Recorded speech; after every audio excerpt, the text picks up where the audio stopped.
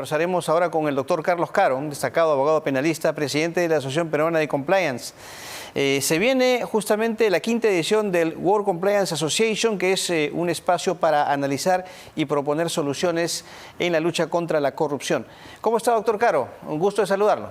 Buenas noches. ¿Qué tal, Carlos? Buenas noches, un gusto.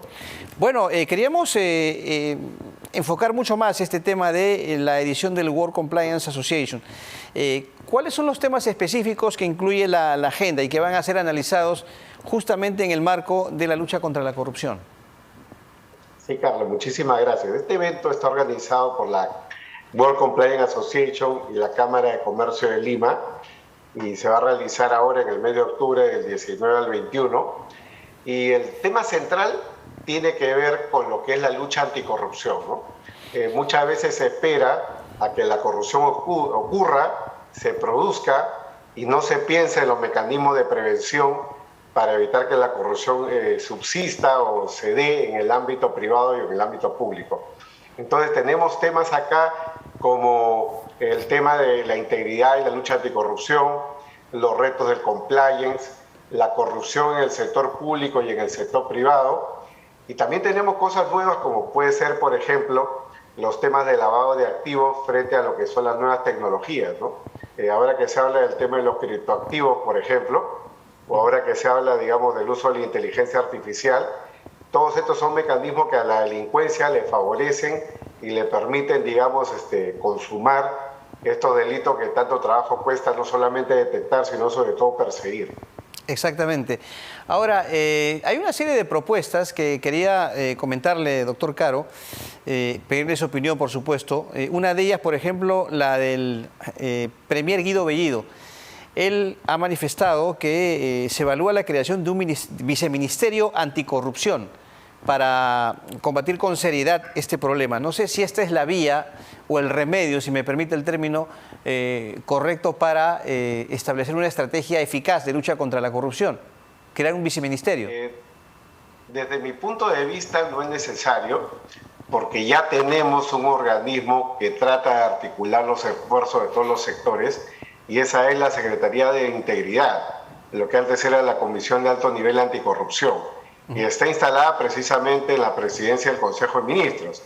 Entonces, yo creo que lo que habría que hacer es reforzar la labor de esta Secretaría de Integridad, que ha venido desarrollando además mucha documentación, muchos informes, muchas propuestas legislativas para implantar la lucha anticorrupción y, digamos, los mecanismos de prevención o compliance, como le decimos nosotros, a nivel incluso del sector público. Mira, Carlos, hay un dato súper revelador.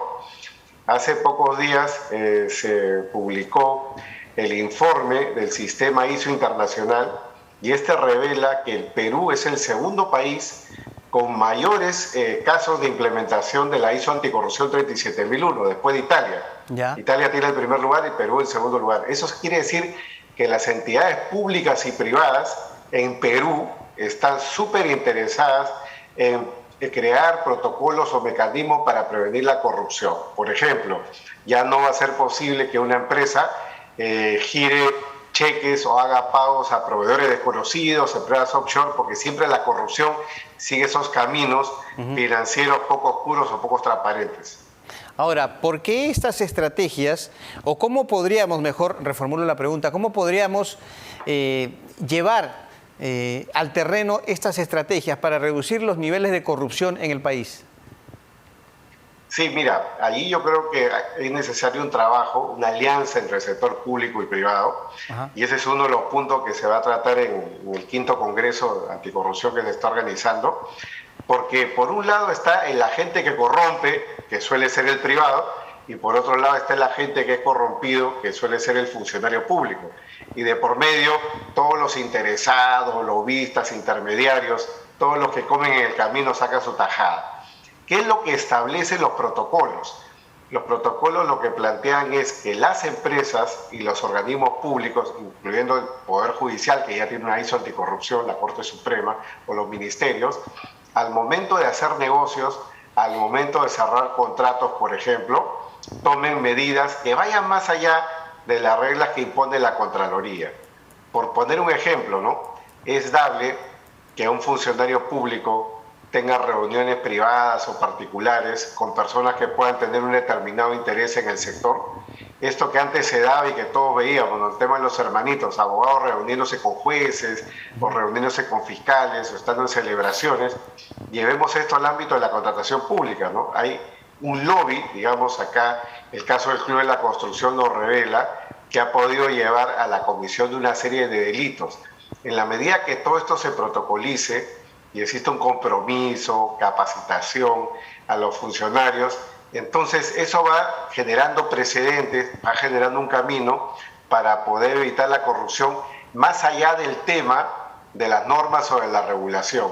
El objetivo final es implantar una cultura de la legalidad y esto es algo que tiene que tener como punto de partida la decisión de las altas autoridades, ¿no? Los ministros, los presidentes de directorio de empresas, etcétera. Doctor Caro, ¿usted percibe realmente un compromiso de este gobierno por luchar contra la corrupción? No hablo únicamente en el tema de las propuestas, los discursos y los planteamientos. Vamos al terreno de los hechos. Yo pienso que no. De hecho, esto lo critiqué en una columna hace aproximadamente un mes y medio, cuando el gobierno recién se estaba instalando. Y nosotros lo que vemos acá es una crisis, digamos, por parte, digamos, del Poder Ejecutivo, para, digamos, ocupar los puestos de confianza o de mayor nivel con gente idónea, ¿no? La propia Contraloría ya ha emitido una serie de recomendaciones en torno al perfil que debe tener un ministro, que debe tener un alto funcionario. Vimos, por ejemplo, dos cosas que a nosotros nos preocupan, ¿no? Primero, el caso del propio presidente que los primeros días despachaba en su casa sin cumplir con lo que dice la ley, ¿no? Los registros de ingreso y salida. O por otro lado, que en algún momento se nombró como funcionaria de Provías para manejar una cartera de 7.000 millones de soles a una abogada que tenía 2 años de experiencia y que su única experiencia era haber trabajado en un juzgado del norte del país, ¿no? Entonces, con gente inidónea, eso es caldo de cultivo para la corrupción. Y el cambio tiene que venir de arriba, de la cabeza, el presidente y sus ministros. Exactamente. Ahora, hace unos días, doctor Caro, conversábamos con el doctor César Zaguanay, presidente de la Corte Superior Nacional de Justicia Especializada Penal, ¿no? Y hablaba de una serie de medidas establecidas en su jurisdicción para fortalecer a esta Corte y acabar con el retraso en las investigaciones de casos emblemáticos. Uno de ellos, por ejemplo, el caso Lavallato. Una de estas medidas ha sido la fusión del sistema de crimen organizado con el de corrupción de funcionarios. ¿Usted le parece que es una medida adecuada? ¿Cree que tendrá los resultados esperados justamente en la diligencia, en la aceleración de la resolución de estos casos? Sin duda que sí. Acá hay que recordar que lo que antes era la Sala Penal Nacional, que veía casos de terrorismo, y a la que luego se le sumó algunas competencias del tema de crimen organizado y lavado, se convirtió en la Corte Superior Nacional. Es algo así como cambiando lo que hay que cambiar desde luego, algo así como una suerte de justicia federal, o lo que en España se denomina la Audiencia Nacional, que es como, digamos, un sistema de élite para casos muy complejos.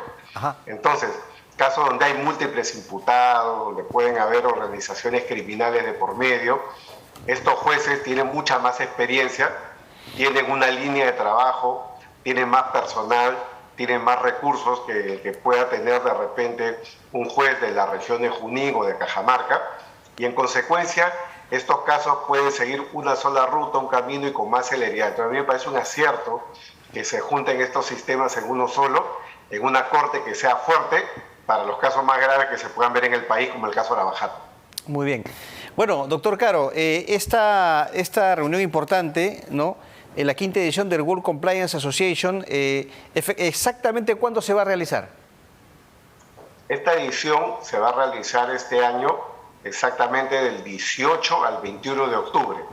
Van a haber mesas de trabajo tanto en la mañana, talleres en la tarde, y yo creo que es una excelente ocasión para que, digamos, el público en general y sobre todo los que están vinculados a la lucha anticorrupción puedan participar de este evento, intercambiar ideas, porque siempre, bueno, al final en estos eventos siempre surgen ideas nuevas que cada uno puede luego plasmar en el trabajo dentro de sus organizaciones. Muy bien. Doctor Caro, como siempre, muy amable por su participación esta noche en RPP Televisión. Muy buenas noches. Muchas gracias, Carlos. Buenas noches. Hasta luego.